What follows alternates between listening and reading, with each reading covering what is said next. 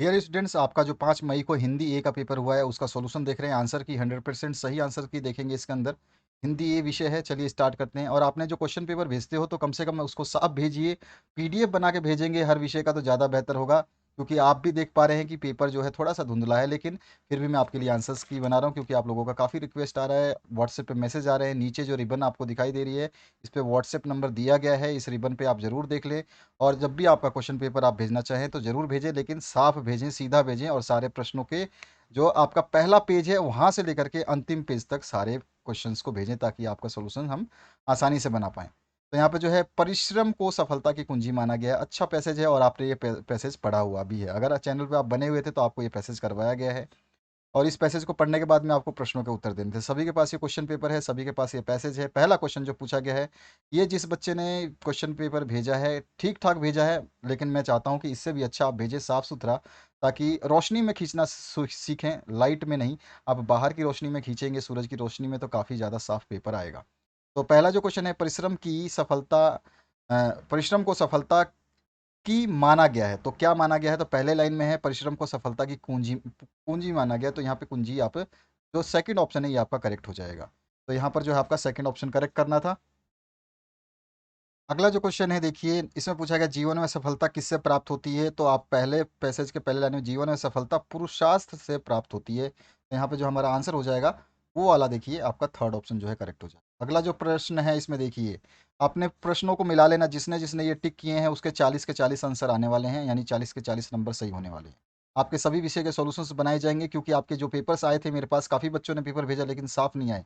यही पेपर एक थोड़ा सा साफ था जिसका मैंने सॉल्यूशन बनाया। अगर आप अपने पेपर के सॉल्यूशंस वाकई में चाहते हैं, पूरे डिटेल में सॉल्यूशन चाहते हैं, साइंस का और आपका मैथ्स का, कि कैसे कैसे क्वेश्चंस को सॉल्व किया गया था और कैसे कैसे इसके आंसर्स आने थे, तो उन क्वेश्चंस को आप दोबारा भेज सकते हैं। हमारा व्हाट्सएप नंबर नीचे डिस्प्ले हो रहा है, बिल्कुल साफ सुथरा भेज सकते हैं। और आज का जो एग्ज़ाम पेपर आपका सोशल साइंस का होने वाला है, उसको भी आप भेज सकते हैं। अगला क्वेश्चन जो है, उद्योगी पुरुष सिंह को कौन वर्ण करती है। तो यहाँ पर जो आंसर हो जाएगा कौन वर्ण करती है। तो यहाँ पे कई बच्चे हैं गलत करते हैं, क्वेश्चन को सही से पढ़ते नहीं हैं और गलती कर देते हैं। यहाँ पर बहुत ही सिंपल सा वर्ड अगर आप देखोगे, तो ध्यान से अगर आप पूरा पैसेज पढ़ते हो तो आपको मिल जाएगा कि इसमें लक्ष्मी वर्ण करती है। ठीक है, तो यहाँ पर यही चीज़ आपको लिखनी थी, और कई बच्चों ने जो है इसमें सरस्वती लिख दिया। तो यहाँ पर सबसे बड़ा दिक्कत यही है। ठीक है, तो इस पैसेज में भी अगर मैं आपको दिखाना चाहूँ तो यहाँ देखिए, कहा भी है कि यहाँ पर देखिए, उद्योगी पुरुष सिंह को लक्ष्मी वर्ण करती है। तो यहाँ पर पैसेज में ही लिखा हुआ, तो आप गलती नहीं करना है आपको। तो मैंने बताया था पैसेज को पढ़ना सीखिए, नहीं तो आप गलती करेंगे, और वही बच्चे ने काफ़ी ने गलती करी है। यहाँ पे चौथा ऑप्शन जो है सही होगा।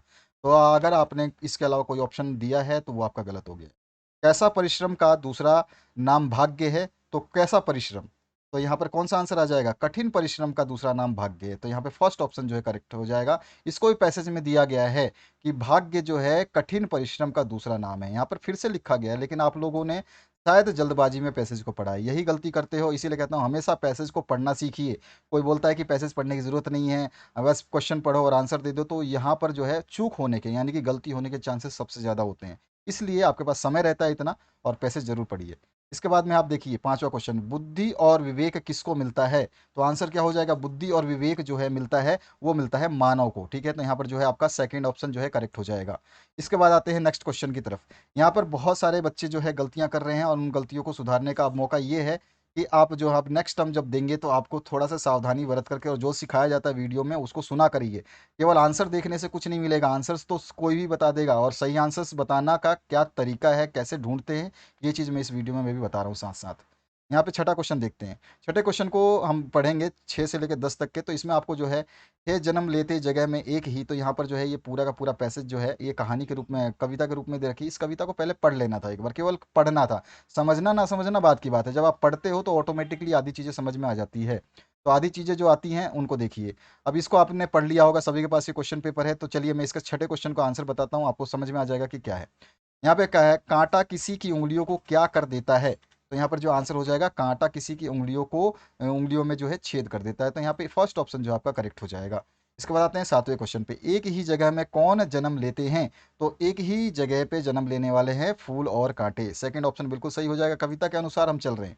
उसके बाद आठवां क्वेश्चन, आठवां क्वेश्चन है, भौर का श्याम वन कौन वेद करता है। तो यहाँ पे जो घोर का श्याम तन कौन वेद करता है? तो यहाँ पे कौन सा आंसर आ जाएगा? तो यहाँ पर जो है कांटे वेद करते हैं। तो यहाँ पर जो है चौथा ऑप्शन आपका सही होने वाला था। इसके बाद नौवां जो क्वेश्चन देखिए, नौवें क्वेश्चन में पूछा गया तितलियों को गोद में कौन लेता है? तो तितलियों को गोद में जो है फूल लेते हैं। फूलों पे तितलियां बैठती हैं, ना कि पत्तों पे फल पे नहीं बैठती हैं। तितलियां सबसे ज्यादा बैठती हैं फूलों पे, आपको ही पता है। और इस कविता को पढ़ने के बाद में आपने समझ लिया होगा। और ये प्रश्न पत्र जिसने भेजा है, मैं थैंक्स तो कहूँगा, लेकिन थोड़ा सा निराशा हो रहा है कि आपने जो प्रश्न पत्र ये भेजा है ये साफ नहीं भेजा है। पढ़ने में भी दिक्कत आ रही थी मेरे को, इसके आंसर्स देखने में भी दिक्कत आ रही थी। तो समस्या क्या है कि आप जब वर्ड्स सामने नहीं होंगे साफ, तो आंसर्स ढूंढने में भी तकलीफ होगी। फिर भी मैंने दो तीन जो स्टूडेंट्स ने पेपर भेजे थे उनको मिला जुला करके क्वेश्चंस को ढंग से समझा, उसके बाद में मैंने जो है यहाँ पे आंसर बनाए। और 10वां जो क्वेश्चन है इसमें पूछा गया है सबकी आंख आंख में कौन खटकता है? तो सबकी आंख में खटकने वाली चीज होती है कांटे, है ना। सबकी आंखों में कौन खटकता है? कांटे खटकते हैं। ठीक है। इसके बाद आते हैं व्याकरण खंड पे। यहाँ पे 11वां जो प्रश्न है, सुपुत्र शब्द में किस उपसर्ग का प्रयोग हुआ है? मैंने आपको बताया भी था कि उपसर्ग और प्रत्यय ध्यान से पढ़ लेना आएगा।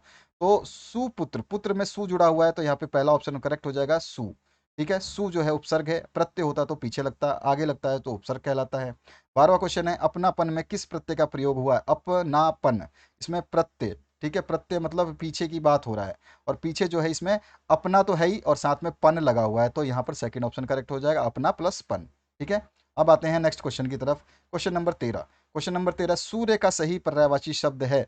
तो सूर्य का सही पर्यायवाची है दिनकर। सभी को पता है दिनकर जो है सूर्य का दूसरा नाम है।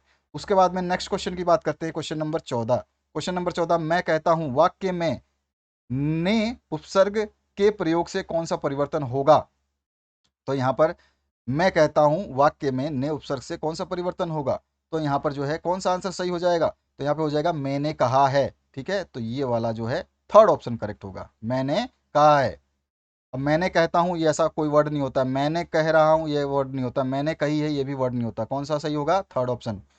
15वें क्वेश्चन की बात करते हैं। 15वां देखिए, कुल कुल शब्द युग्म का सही अर्थ है? तो कुल कुल पूछ रहा है, तो ये वाला कुल जो होता है योग होता है, और ये होता है कुल नारी, सॉरी, ये वाला जो कुल होता है ये होता है योग होता है, और ये वाला कुल होता है किनारा।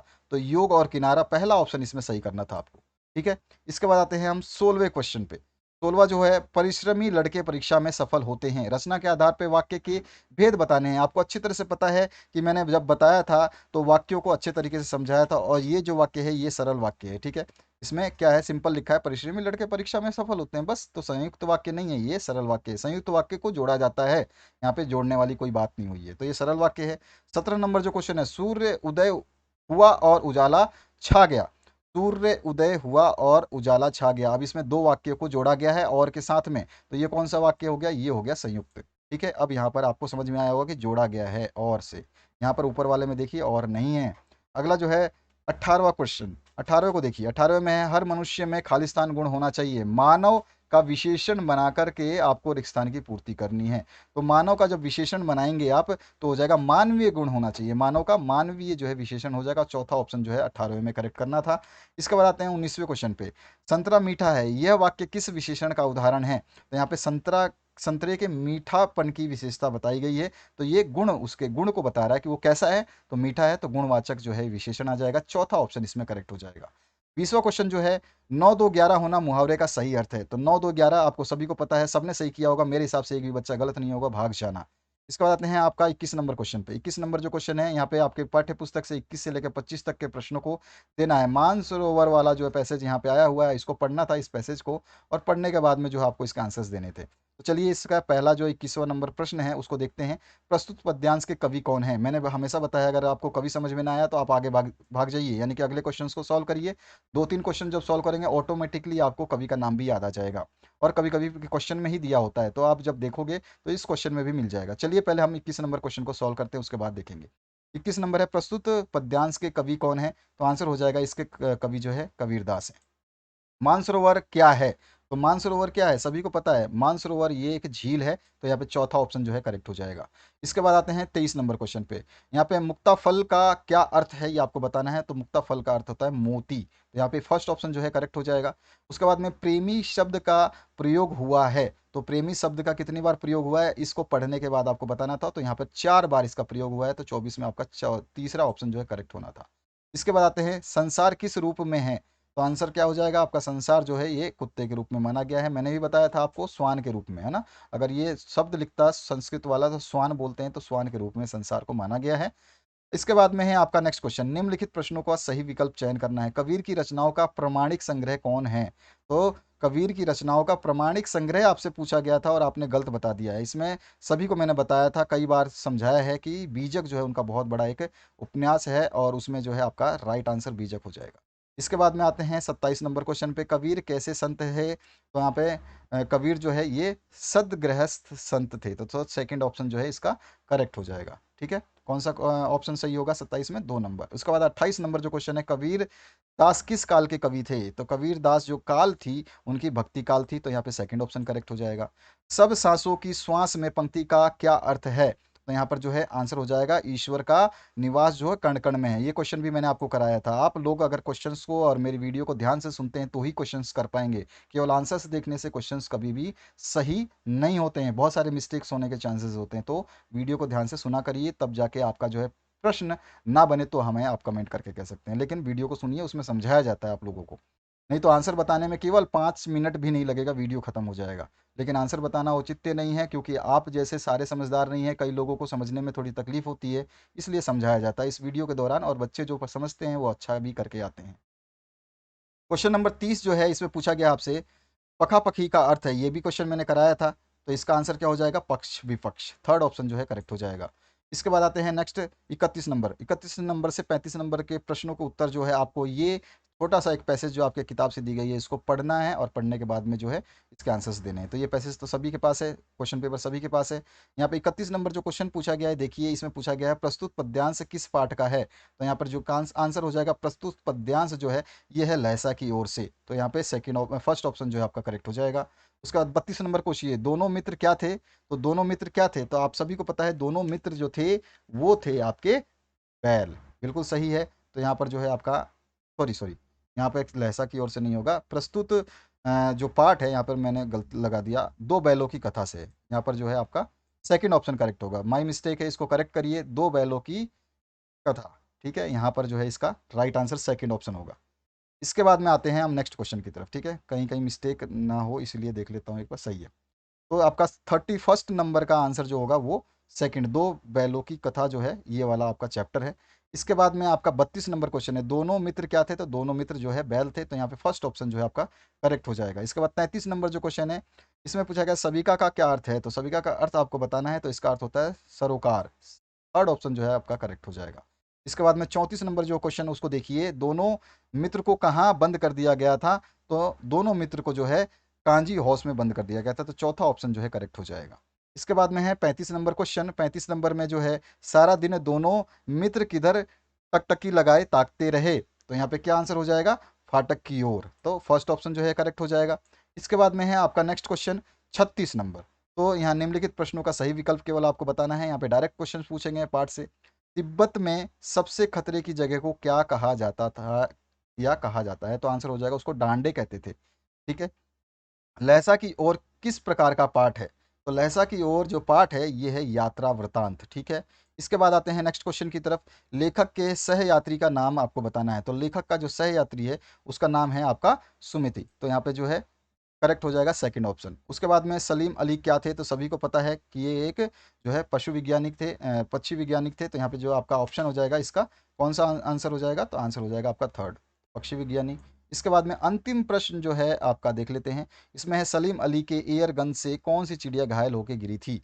तो आंसर कौन सा हो जाएगा? वो थी एक गौरैया, तो यहाँ पे चौथा ऑप्शन जो है करेक्ट हो जाएगा। तो इस तरह से आपने 40 प्रश्नों के बिल्कुल सही सटीक उत्तर देखे हैं। जिसने भी 40 प्रश्नों पे ये टिक लगाए हैं तो इसका मतलब है वो सारे के सारे सही हैं। और यहाँ पर ध्यान रखिए कि आपके सामने जो भी प्लेलिस्ट आती है उसको चेक कर लीजिए, प्लेलिस्ट आपके सामने आने वाली है। और मैं बता दूं कि जल्दबाजी में बहुत सारे बच्चे आंसर्स देख रहे थे, यहाँ पर मैंने 31 नंबर को सही करवाया है। 31 नंबर का जो आंसर होगा वो होगा दो बैलों की कथा। ठीक है, मैंने पहले लहसा की ओर बताया था, जब भी उसी समय आपको करेक्ट करवा दिया मैंने, का आंसर जो होगा आपका दो बैलों की कथा होगा। ठीक है, तो ये आपका 40 आंसर्स आपने देखे, और बिल्कुल राइट आंसर्स आपने यहाँ पे देखे हैं। तो यहाँ से एक भी क्वेश्चन का आंसर गलत नहीं बताया गया, जिसने बच्चे ने ये सारे आंसर्स किए हैं उसके सारे सही हैं। आशा करता हूँ इस वीडियो को देख करके आपको मज़ा आया होगा और आप सभी के आंसर सही होंगे, और आने वाले फ्यूचर में आपको best of luck. Thank you very much, have a good day.